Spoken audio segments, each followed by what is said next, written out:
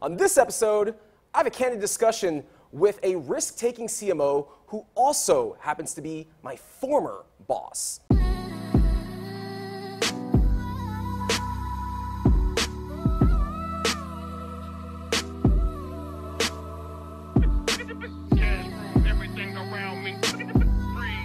Welcome to Real Talk, the show where we talk about all things trending in the world of business, social media, and marketing. And we hear straight from the newsmakers themselves. Joining me here on the set of Real Talk at the NASDAQ market site in Times Square, New York City, is Mr. Nick Utton, former CMO at MasterCard and E-Trade. And he also happens to be my former boss. Nick, it is so good. Carlos, it's nice to see be you again. with you. Thank you. How have you been? Things are great. I mean, since I stopped working at BMC, I'm having a ball. I'm on a board of a global messaging company, a mobile messaging company. I'm an advisor for a couple of companies. One of them is a great startup, which has got 14 billion people's money, Betterment, robo-investing, and I've got an array of consulting clients, and I'm having a blast. Now, Nick, we are talking about risk-taking CMOs. And I've had an opportunity to work with you over the last 2 years. And I have to say, out of every CMO that I've worked for before, you, sir, understand not only where marketing has been, but where it's headed. So kudos and hats off to you. Thank you, Carlos. When I hear risk-taking, I'd like to use the term calculated risk-taking as opposed to just a wild animal who's out there trying to hustle good marketing practices. Now let's get into it. You have a very impressive resume. You spent years working at MasterCard. You were at E-Trade. You were at JP Morgan Chase. You spent time working at BMC, where we worked together. What defines you in terms of what makes for a stellar CMO? Well, I always sort of start off at the end of the day is that what are the foundational elements of good marketing, and then we'll worry about a good CMO.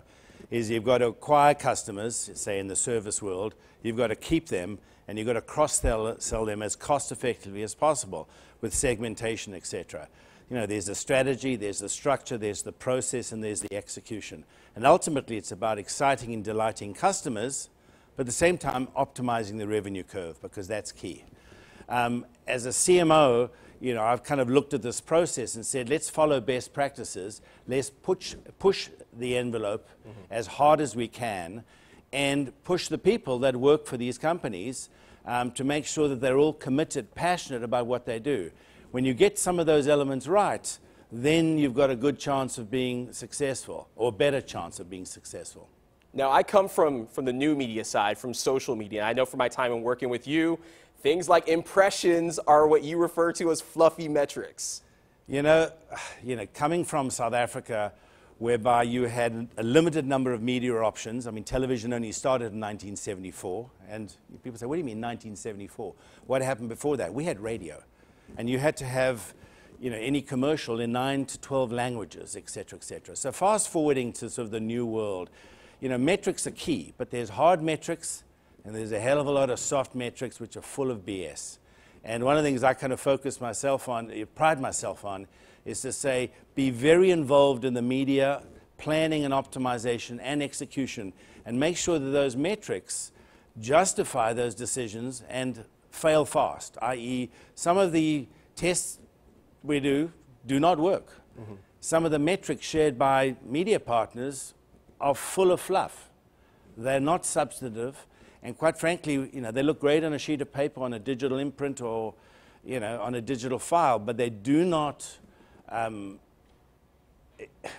work. Do you think the fluff, though, is because you have marketers out there that are trying to justify their position within the organization? Look, I think the fluff exists because some people are receptive to it. And quite frankly, sometimes fluff sells. So if you're a media partner, anything that will generate a buck for their side, providing there's a sort of a relatively long-term opportunity, will work. I look at this and say, hey, at the end of the day, show me the foundational metrics that you've got. I then try and break it up in terms of hard and soft, and then believing in the mantra, test, learn, optimize, work with the partners to say, if we're wrong with these metrics by half, we should have a 50% discount. Start there. So any test I want to implement with any media partner, rule one is give me the lowest possible price to start. Because if it classic fails, Nick Utton. well, if it fails, at least I haven't lost my shirt. So it becomes a challenge. I think one of the dilemmas is a lot of CMOs are not well versed in hard metrics and soft metrics, and they basically assign these responsibilities to media agencies and say media planners and buyers in the company who, quite frankly, are distant from the true business metrics, and hence decisions are made that are suboptimal. Now, what are your expectations? You mentioned partners, i.e. your vendors out there, your agencies. What are your expectations of them? Well, there's true full partners and there's vendors. And, the true full partners are, advertising agencies, media planning, buying agencies. Those are true full partners. They then contract numerous tests with different publishers. So I look at those and say, yeah, there is a partnership, but I wouldn't call them full partners because they're in and out like yo-yos. When it works, it's fantastic, and when it doesn't work, I'm cutting. And, at E-Trade, if you look at that sort of online investing universe, there are thousands of opportunities to take advantage of. The 80-20 rule prevails. What is the 80-20 rule? The 80-20 rule is 20% of the publishers account for 80% of the returns coming in and your new best accounts. So how do you make sure you focus all your money on those and do a few things well? Dilemma with a lot of CMOs and a lot of marketers, try to do too many things and end up with sort of average mediocrity. Yeah, I can tell you from where I've worked in organizations before, more at the mid to senior level management, is I'm a practitioner, I'm a doer. I'm out there studying my craft in social media, but I think the frustration lies with practitioners like myself is the CMOs don't want to listen to us. They really are disconnected and far removed from what my specialization in the company is, and they don't want to give us budget. At the end of the day, there's always budget. The world I come from, you can always find a budget from somewhere for a really good idea. The challenge is, obviously, from a lot of partners and a lot of vendors, how do you get in front of the CMO? And you've got this hierarchical system where all the gatekeepers are involved trying to stop you from getting that great idea to the ultimate decision maker. Now, along the way, there's some smart people all the way up the chain. I try to minimize that linkage between the top and the bottom to say, any great idea, please make sure it comes to my desk. But please don't send me a 40-page deck. I always come back in, and my criteria at all my companies was, give me a one-pager.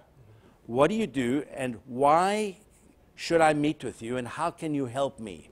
And if they can't articulate that in a one-page or a two-page or an email, I'm not meeting with them in a hurry. I have to say, you are not the easiest CMO to present to, but you're also fair.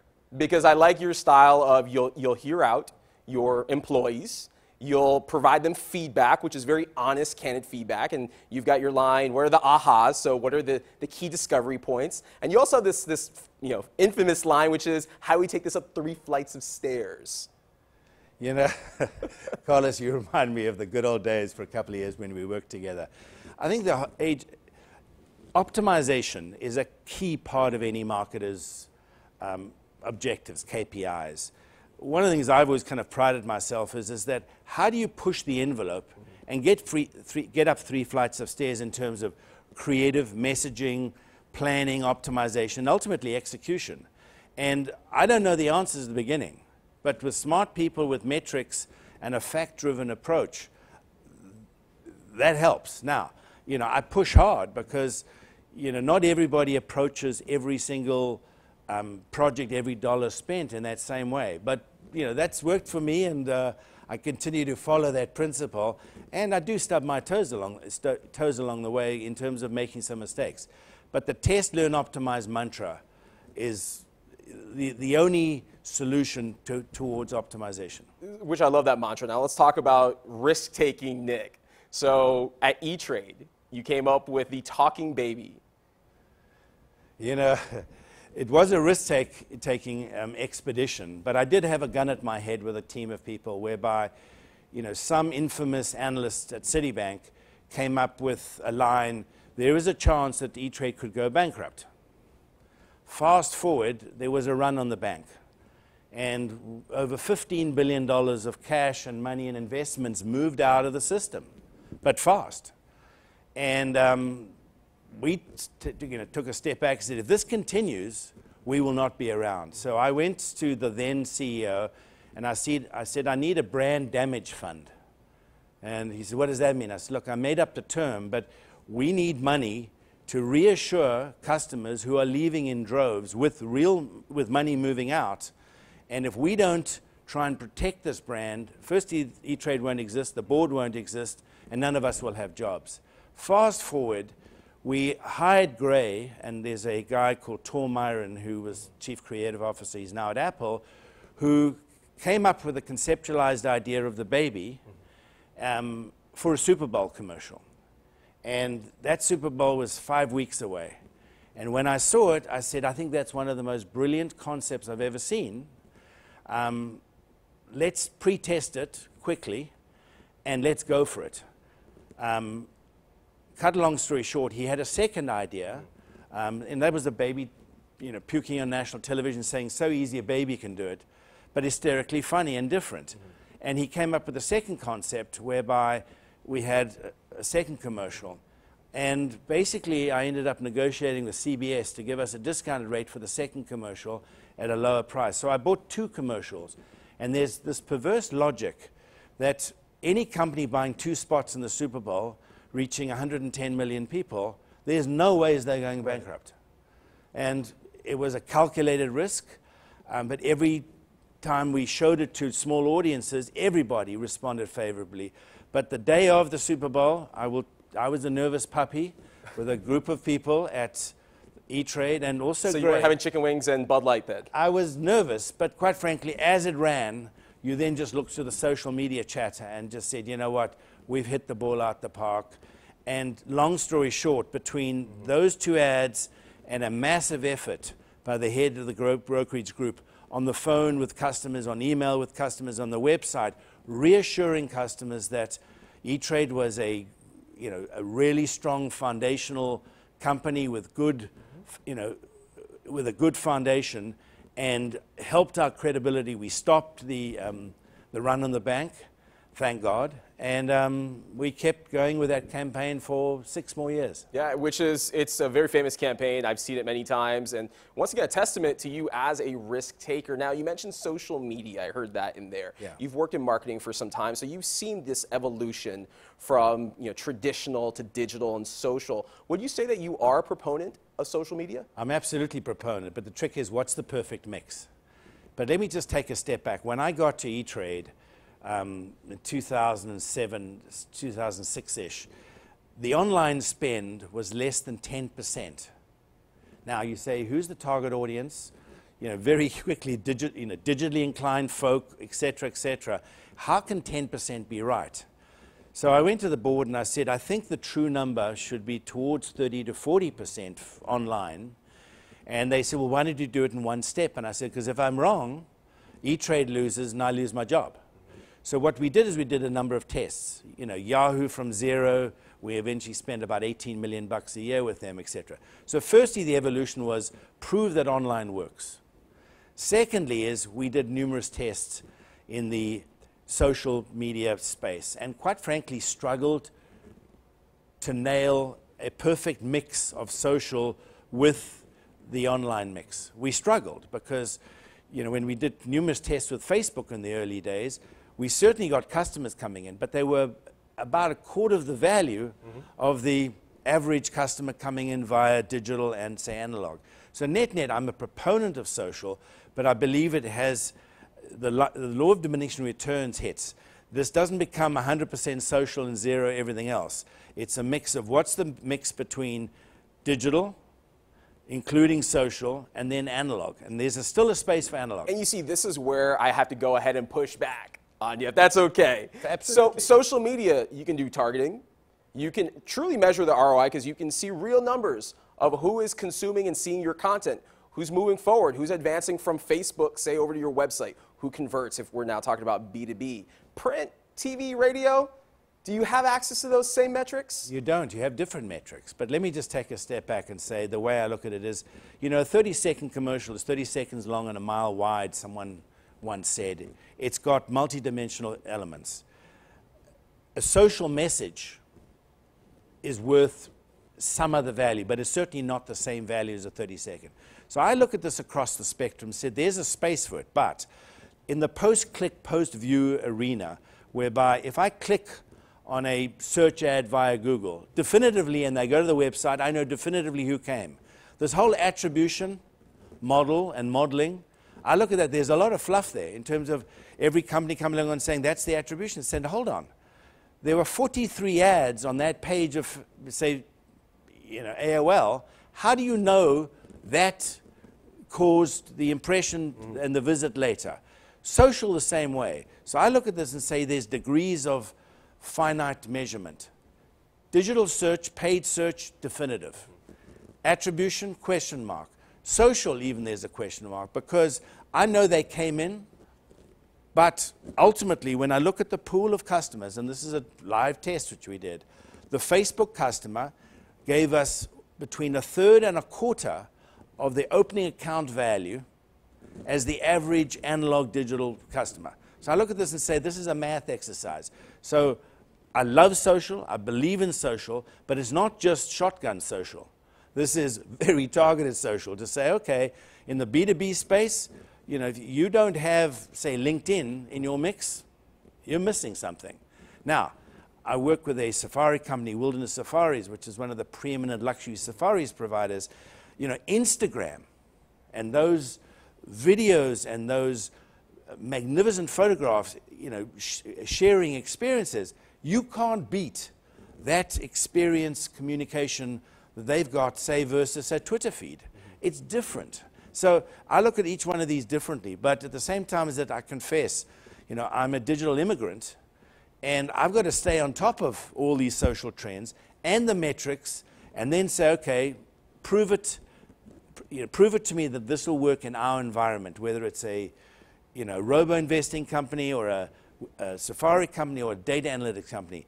Each one of them, depending on the creative and the mix of social messaging, will vary. So what I hear there is that you need to have an omni-channel presence. Absolutely. You need to be across the board, provided that your customers are there. And I'd actually say that's a good piece of advice, not just to the community and social media managers at brands, but also to the CMOs themselves.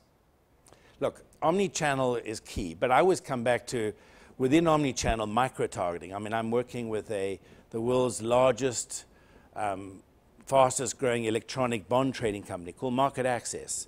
They have an 80% share in the United States in transactions, but in volume, only 20%. There are only 10,000 people who make up the decision-making of, who's going to make those decisions to move to electronic versus over the phone. Only 10,000. There are only 1,300 companies. So you've got to micro-target, incredibly careful, because the famous line of half of all advertising is wasted. The trick is to work out which half. Yeah, you could have 95% of your money wasted. So it's a balancing act between all of this. But micro-targeting is not a new trend. It's a critically important trend to make sure that we minimize the waste. Now, you have your test, learn, optimize mantra. Another one of your mantra is hitting home runs and grand slams. Absolutely. Speak to that. So the way I look at it is that do fewer things better and try and hit a home run. And, in South Africa, we don't have baseball as a sport. We have cricket. But, a home run here is quite a big deal. And, a first inning, getting to 1, 2, and 3 is suboptimal because you want to get a home. So I look at this and say, how do you hit those home runs? And home runs are hard, but pushing harder, pushing the creative, pushing the messaging mix, pushing the media planning, pushing the execution, and then failing fast, because if stuff doesn't work. So home runs are the ideal for any organization I work with. Nick, on a closing note, where do you see marketing headed? Marketing is, people ask me sort of marketing art and science. My model is marketing is becoming more and more science, and my average model with all the companies B2B and B2C is it's 70% science. But without the art, you've had it, because if it's all rational, you need the emotional piece. So I look at this and say, science project, perfection doesn't exist. Keep pushing, keep optimizing, And that's what marketers have to do. It's about making long-term returns for organizations. What would your best piece of advice be for your peers out there who are also in the C-suite? You know, look, there's many different ways. Use fact-driven decision-making with good calculated risks, analytics, segmentation, all the classic stuff, but speed is a competitive weapon. And one of the things I've watched along the way is folk want to pontificate, bureaucratize, and that's suboptimal. So those are a couple of guiding principles, but there's not one Nickism that says you follow that, you'll be successful. Nick-isms are where it's at. Nick, where can the viewers out there connect with you and learn more about you and consume some of your Nick-isms? I'm on LinkedIn, I'm on Twitter, a couple of the social. The good news is anyone's digitally inclined can get hold of me somehow. At Happy Nick. At Happy Nick, yeah, that's what about my Twitter handle. Nick, and thank you so much. It is great to have you here on the set of Real Talk with NASDAQ. On our next segment, I'm going to interview Bonin Bough, who is another risk taker. Stay tuned. Welcome back to Real Talk here at the NASDAQ market site in New York City, Times Square. Joining me here on the set is Bonin Bough, the former Chief Media Officer for Mondelez International. How are you, Bonin? I am fabulous. How are you, sir? I am doing excellent. Now, we are talking on this episode of Real Talk all about risk-taking CMOs, and I know you've spent the last decade plus of your career. You've worked for some notable brands like PepsiCo, most recently Mondelez. You're currently an advisor as well through your company. Yep. So let's jump right into it. Risk-taking. Okay. How much of a risk taker do you have to be if you want to be able to survive in today's marketing climate at brands? At the end of the day, I think that's the only game in town is risk taking, right? I mean, you don't win if you don't try. And so I think that, but I think the most important thing to me was always, yes, people used to talk about that I've done a lot of risky things, but everything was calculated risk as well. So I think you're not reckless, but you know that the world is going this way. I always think about it this way. If I can see that this is where the world's going, the only battle is how fast can I get there. And so I think that most people don't take the time to build the capability to sense where the world is going so that they literally have intuition and gut and have enough directional markers that say, this is definitely where the world is going. All you have to do is get there quick. Now, when you were over at Mondelez, yeah. Dunk in the Dark happened. Sure. And that's one of the things that oftentimes people talk about. Today in marketing, we were just doing social media geek out on this set 6 years old, an hour ago, and Dunk in the Dark came up. At every marketing conference I'm at, Dunk in the Dark comes up. Maybe speak to the viewers out there that aren't necessarily familiar with what happened behind the scenes when the Super Bowl happened and from the time the lights went off to the time that post went out. Well, it was 4 minutes from the time the lights. I was at the Super Bowl, so I pulled the lights so that we could have our moment. Now, 4 minutes later, we were able to push out a tweet that said you can still dunk in the dark. But I think really, and that's what's interesting about that story, is that the case study's been told so many times. But there's a lot, to your point, of backstory. So everybody asks, oh my God, how were you able to get a tweet out in 4 minutes? Well, if you guys look back, the very first program that we did was Twist, Slick, and Dunk. And so the idea there was, Daily Twist. And the idea there was for 100 days, we put out a social post that was reflective of what was happening in culture at that time. So we had built the muscle memory over 100 days in 8 countries, learning what it took for us to get through legal, how we could move creative fast, what's the actual process from concept to posting. So we had matured that behavior. And even before then, if you actually look back, the war room concept, what people forget is that when I was at PepsiCo, I launched Gatorade Mission Control, which was a glass room, 5 people sitting in it, 6 screens. It was the first of those corporate war rooms that showed in real-time insights that were happening. So I had already learned what it took to build out war rooms, what was necessary from a process standpoint, and really put that in place at Mondelez, but at a scale that we hadn't done for my time at PepsiCo. So I guess to that point, and that's where I say calculated risk. Like, is it a risk to have built social media war rooms around big events? No, because we had already seen how that could work. So, and even when we first built the room, who didn't want to see? What I really wanted to do when we first built Mission Control was so that I could visualize what was actually being talked about by the consumer so that people could walk by and the culture of the organization could be impacted. To me, I actually think that's the biggest thing. So we can talk about risk, we can talk about those things. The most important thing is building an organization that centers around a culture that actually moves the ball forward. At Mondelez, we used to talk about it, our marketing mantra was fearless. So we were going to be fearless. We were going to do the things that other marketers wouldn't do. And I think at its core, that's really what this is about. How do you build organizations that have the DNA of pushing the envelope? Now, you're a digital guy, okay? In the previous segment, we had Nick Utton on the set, and we're going to be bringing Nick back on here in a moment for you guys to go ahead and kind of debate with each other. But Nick is more of a traditionalist when it comes to media buying. You're more of digital ad buying. So how do you go ahead as a C-suite executive that's on the digital side, wrestle with your contemporaries in terms of trying to get that ad budget from them? Well, the good news was when I was at Mondelez, I ran everything. So I ran, we were the 7th largest media buyer. I ran TV, print, digital, out of home, you name it. And I actually think that you bring up, and that's why it was so easy. We moved from 3% to almost 32% spending. We added $2 billion of incremental net revenue to top line, $300 million to bottom line and savings. And I think that point that you bring up is that there's so much still a bifurcation in the media suite. There's even a bifurcation in terms of, we're going up on upfronts. There's a bifurcation with new fronts and traditional upfronts, and never the twain shall meet. In fact, I used to not like going to the new fronts because I didn't want to signal that we should have a separation, because that's where the challenge becomes, is that tension that is then created inside of organizations when there's a digital buyer and a traditional buyer. And that was what I thought was really exciting about what Dana Anderson put in place, was saying, I want a digital guy to lead all media. And I thought that was interesting. Now, how do you divide up where that budget goes? And I'll just share with you, as a former social media manager at a brand like Winn-Dixie, where 97% of the marketing budget goes to print, but then 3% goes to social, it's kind of hard to keep up with the Publixes and Walmarts of the world. That sounds really hard. Again, and I think Nick would attest to the same thing, is that that's the first thing you have to do, is you have to take digital versus traditional and those separations out of your mind. You have to say, okay, where is the consumer that I'm trying to target, and what point of what amount of their attention is in those places, and as a result, how does the investment lay out and warrant that, regardless of what channel it is? We used to talk about connections planning. How do all the channels connect? How do we step back and we plan from data and insights of the consumer and their consumption behavior?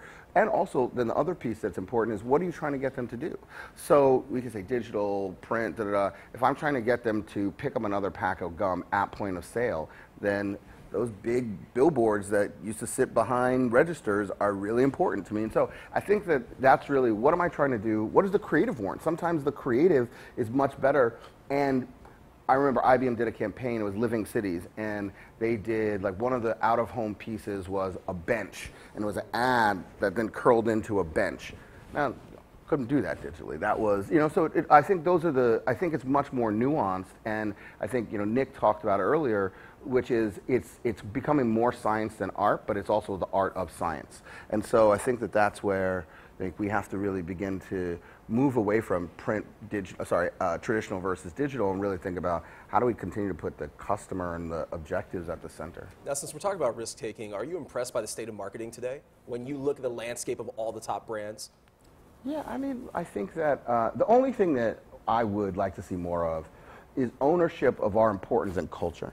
So I remember I was trying to do a film with animal crackers, right? And the first thought was, well, nobody's going to go see animal crackers. I'm like, if Lego can do it, we can do it. Where is Pepsi the movie? Where's Oreo the movie? Because we also have a big place in culture. And Would you say that's Madagascar, by the way? What? Doing an Animal Crackers movie? Fair enough, fine, yeah, except it didn't say animal crackers on it, and wasn't a 2-hour, engagement piece for my brand that would help drive. So yes, fair, Madagascar. But for me, I think that we've forgotten that we are actually brand builders versus just seller of products. And so when you look at something like Disney and Lego, they're bigger than, so the movie of Animal Crackers would have been much bigger than the business, almost a 20x bigger than the business. But what's different between, I'm really building Animal Crackers, now of course it would impact the sales too, I'm really building Animal Crackers the brand, really building Oreo the brand. Why doesn't Oreo deserve to have clothing line? Why can't brands make more of their brand than just the single products that they sell? And again, I think Lego has done a tremendous job around that. Disney has clearly done a great job around that. Where's Oreo, the theme park? Where is, those kind of things, and not just them, all the brands. And so I think that we have a bigger place. We launched Twist, Lick, and Dunk the game. It was cash positive. We made money on it. It's still making money. Makes money, and what's even more interesting, people play it for 2 minutes and 41 seconds. And so that is you playing it, quote unquote, ad. And other advertisers advertising in that ad is pretty meta. But us just knowing that the brand is much bigger than the products that we sell. Yeah, let's talk about evolution for a moment with more of traditional brands. I know we were having a conversation about this at South by Southwest recently. I'll give you an example. Old Spice, I think, has done a tremendous job to appeal to more of a younger audience now. Growing up as a kid, my dad wore Old Spice, and I associate it with like an older man's deodorant. Well, now I wear Old Spice because packaging has changed. The commercials have changed. You have the Old Spice man. They have an active presence on social media. So how important is it for more of these traditional brands? And look, let's bring up an example. There's a Toys R Us closing down a block up the street from this studio. So how important is it for more of these traditional brands to evolve to today's consumer? I'm going to a retail event right after this. I think that, yeah, there's new business models and there's modernization of where the consumer is at. And so I think, you know, I'm blown away, and we talk about this, and so we right now doing a ton of research on Gen Z. I think we're gonna have the largest data set for the US on Gen Z, real time, where people can actually go and ask to our data set questions. But you know, we ask simple things like what's more important, experiences, price. Experiences are the most important thing in a world where you can read everything, you can find everything. People want to have experiences, and that's why retail, you know, models like the Museum of Ice Cream, where it's literally just Instagrammable moments, are exploding. Which, by the way, is a pop-up museum. It's not here all the time. I believe it's in Brooklyn. It pops up in Brooklyn, but there's one in Miami and one in LA that are permanent. I've seen friends of mine that take these amazing Instagram photos, and I ask them, where is that? Because I don't want to go for the ice cream. I don't even want to go see the museum. I just want to go for those Instagrammable moments. Well, that's the whole thing. I mean, if you look at Refinery 29, what they've done with 29 rooms, I mean, that's all it is Instagrammable moments, and it's a huge franchise. But I think the fact of the matter is that that's what consumers want. So how does retail become more experiential? I mean, I think we took the modernization of retail. Apple stores kind of did that. Now I think it's how do you make it more experiential? And the other thing that's going to happen is how does retail become more responsive? And so, you know, look, I remember I kept pushing, retail's changing, retail's changing. I tried to build a retail lab back in the days to look at the future of retail. Couldn't get it done. I was told that the shopping experience, consumers love to shop. And I said, okay, so it's a mom of two goes in the store, one kid is screaming and yelling at the top of their lungs, and the other one's pulling cereal boxes down as they're walking through the aisles, and she's like, you know what, loved it, let's do it again. No way. The retail experience has to change, and now what's interesting is you have Whole Foods being bought by Amazon, and now everybody's like, oh my God, retail's changing. How do we not see it coming? It's like, what? And so that's the question is how is the store going to be more responsive? Should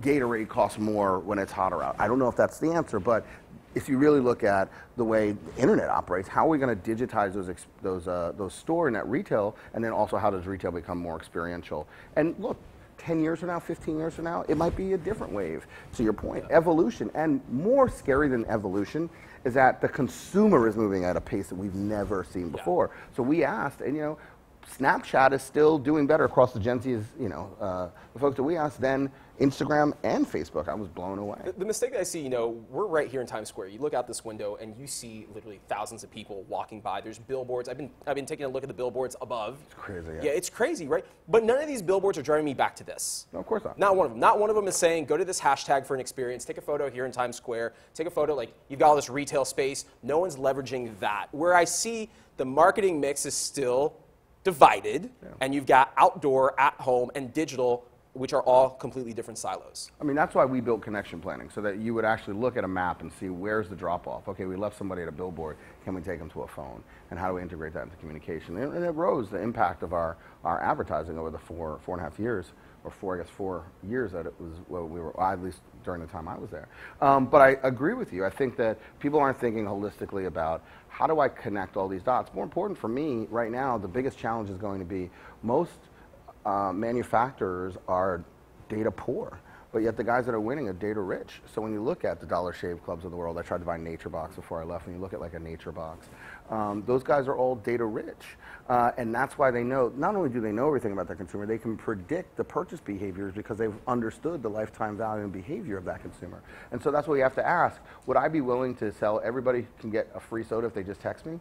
Well, I don't know, if a can of soda costs $1.50, that seems pretty cheap for a phone number, and I can begin to build a true data pool on every, that's the crazy thing, and why I've been investing in a lot of messaging technology companies. You talk to a guy like Ryan Leslie, and he has a platform called Superphone. We're going to have here on the set.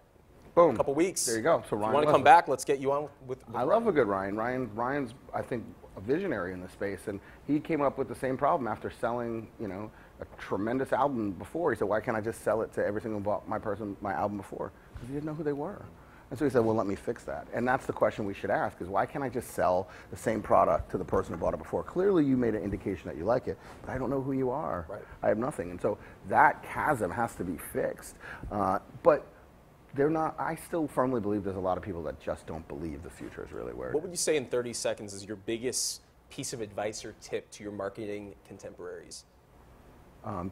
Continue to do the things that you know are right, regardless of if people tell you, oh, maybe we should slow down or not now. I always felt that it was my obligation to put the stuff in the world that we all knew was right, and to give everybody an example that they could point to in the boardroom and say, if they can do it, why can't we? Excellent. Bonin and Bough, thank you so much. Thank you, Fist sir. bumps. Thank you for coming on to Real Talk. We're going to ask you to sit tight. We're going to bring Nick Utton back on the set for our Real Talk Roundup. Stay tuned. Welcome back to Real Talk. This is the Real Talk Roundup. Joining me here on the set is Bonin and Bough as well as Nick Utton. Gentlemen, welcome back. Thank you. Thank you for having us. So let's jump right into this roundup. Both of you gentlemen have a signature moment throughout your careers, which when folks think of you, Bonin, they think of Oreo's Dunk in the Dark. You, Nick, it's the E-Trade Talking Baby. Now, question for both of you gentlemen, should CMOs aspire to have their own legacy moment? Just to be clear, the Talking Baby is much bigger than Dunk in the Dark, so I'm going to let this man, Nick, right here, who's a legend, talk. Well, no, just abbreviate it, is that all of us want to hit home run brand building communication, but it's not easy. So it's not about the CMO, it's what it does for the brand. And if it's about the CMO shouldn't be there. So, you know, my 30-second response is that, you know, we did the E-Trade Baby, we had a gun at our head, we worked incredibly hard, but we had a big, simple idea. You know, MasterCard was priceless, and when I walked into the board meeting and they just had 6 campaigns in 8 years, they said, how long is this going to last? And I said, I think it could last 5 years. It happened to last 20, you know, which is unheard of, but we got lucky, but we worked really hard to make sure that it worked. I agree. I think that that's the bottom line, is that at the end of the day, what you're really looking to do is move the brand forward. You're doing this in service of building the business. And so, yeah, I will say, though, that the one thing, and it's not the CMO should be looking for, it is award-winning work delivers award-winning results. I remember seeing a presentation, the guy said, this is going to be the most boring presentation about creativity that you've ever seen in your life. And he went over chart after chart after chart after chart. And what he had done was he looked at campaigns that won awards and award shows versus those brands in the same categories that didn't. Mm-hmm. What he saw was 2 things. One, the price elasticity. So people were willing to pay more money for brands that they had seen that had breakthrough communications, and also they stayed with the brand longer. So I think at the end of the day, it's not, the goal is not to win awards or any of those kind of things, but it is to have breakthrough communications that move the business. So the goal isn't necessarily to win an award or be known for something, but just to do good work at the end of the day. Oh, and definitely. If you do good work, your work's going to be recognized. But it's outstanding work, not good work, because there's enough mediocrity to go around. That is a Nick Uttonism. Let's stay on this topic, though, the importance of team. So I know both of you gentlemen have had great teams that have surrounded you throughout the years, great partners as well. Going beyond marketing, how important is it to go ahead and embrace things like employee advocacy and employer branding? I love employee advocacy, employee branding. I think that's, I think you should be proud of the work that you do inside of an organization. And I'm happy when people want to talk about the work that they've done. I think for me, the most important thing about teams are, you know, I read in 1999 in Harvard Business Review, the mark of a great number 1 is where their number 2 goes to lead. So the most important thing really I believe about teams are empowering those teams to do the best possible work that they can. And I try to step out of the way most of the time. My motto is really take the hill. You know, you can call me if you need an airstrike, but you know, I really don't want to talk to you until you're on top of the hill, because I can tell you how to take the hill, but it's more important for me to enable you to learn how to take that hill on your own, and ultimately, hopefully you'll become a leader that creates other leaders. I mean, I 100% agree with Bonin. You know, the model as I've subscribed to is get people that you trust in a room to help you make those decisions, because on your own, you can screw up.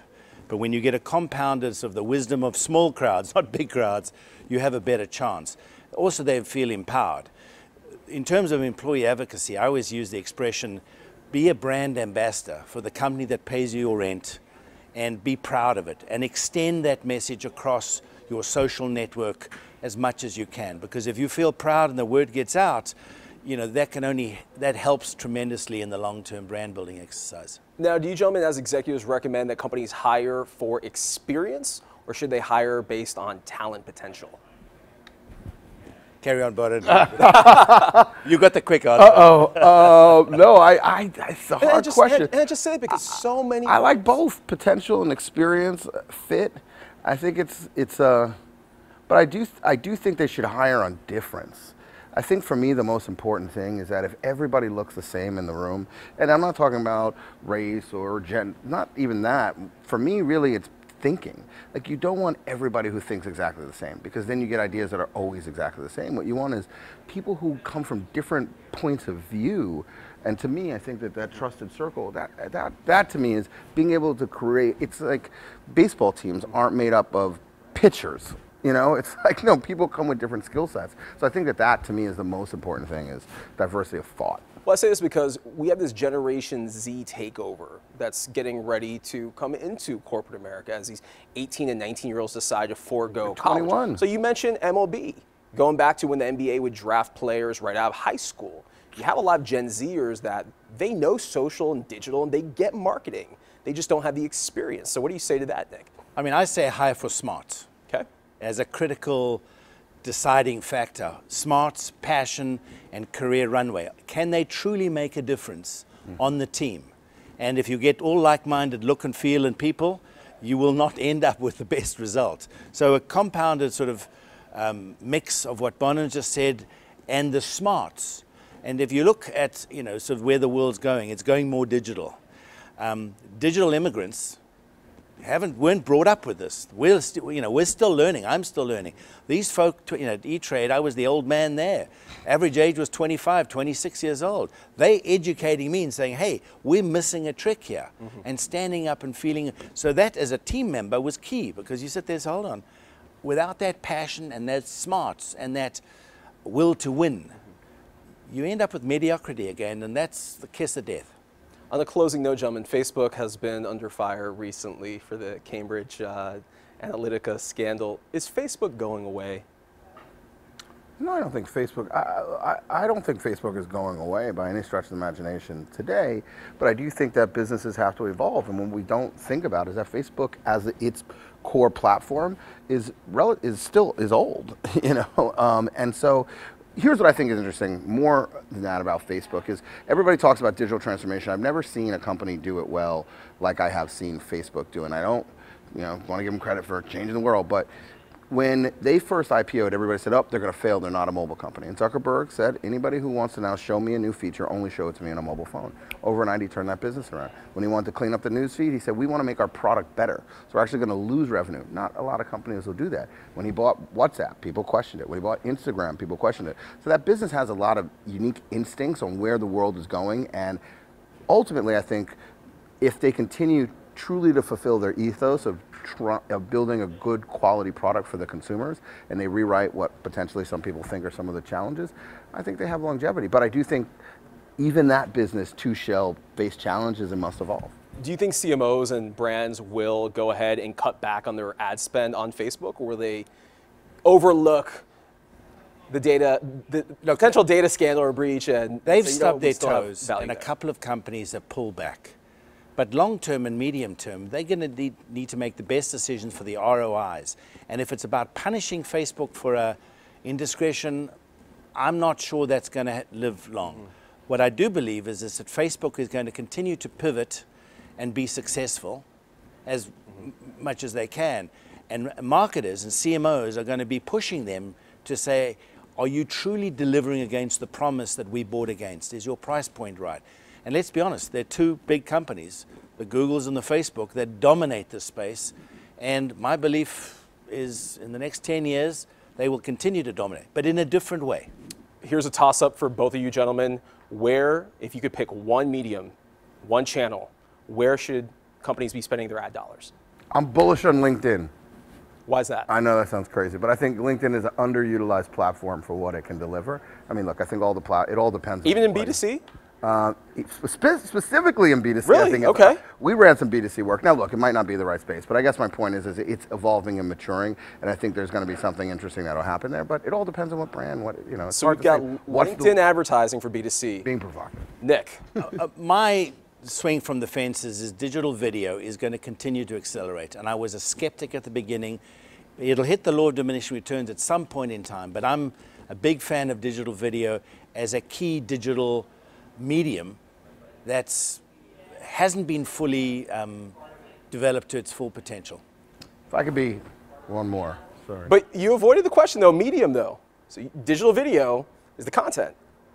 Look, LinkedIn, I absolutely love. They have the best database in the B2B space on the planet by far. There is no one even close. The rest of the junior league, I mean, the dilemma is, and I 100% agree, they haven't capitalized on that. And if you think about taking a couple of the things that Facebook and Google, et cetera, are doing, and you overlay that with some smart people in a reconfigured LinkedIn world, I'm going to buy that stock. LinkedIn, but broadly, if you ask me, I think messaging technology is big. I think most of human attention is sitting in messaging right now. I think it will be the browser of the future, and there's very little advertising in it. I can't buy that attention, so we're going to have to figure out how to get there. That's what I've been personally investing in, is message tech companies. which with LinkedIn you can do sponsored in-mails. So it's a win all the way around. Thank you so much, gentlemen, for being here on the set of Real Talk. And thank you to all of our viewers. If you enjoyed this episode of Real Talk, be sure to subscribe. Also, if you're watching on YouTube, hit that bell to be notified when the next episode goes live. Thank you.